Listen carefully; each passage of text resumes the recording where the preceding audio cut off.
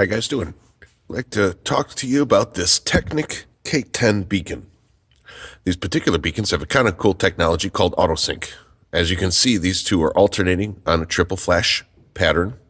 And the way that's done is the beacon on the right has the blue wire and the red wire connected to power. The beacon on the left has only the red wire connected to power.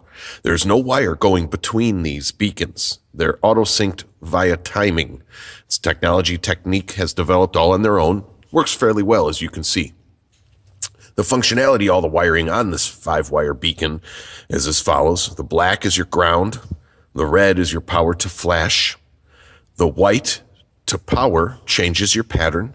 I believe there's 3 or 5 patterns on this beacon, this being the most effective, the fast 3-flash pattern. The yellow to power will dim the beacon if you happen to need that feature. And the blue to power, as I said on the right beacon, will alternate the autosync. Now, if I did not power the blue on the right beacon, they would sync together simultaneously.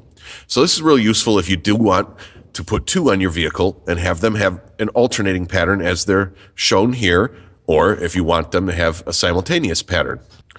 As you can see, once I unhooked the blue and I cycled the power off and then back on, now we have a simultaneous pattern. And they will stay linked up like this without a synchronization wire between them, as per TecNiq.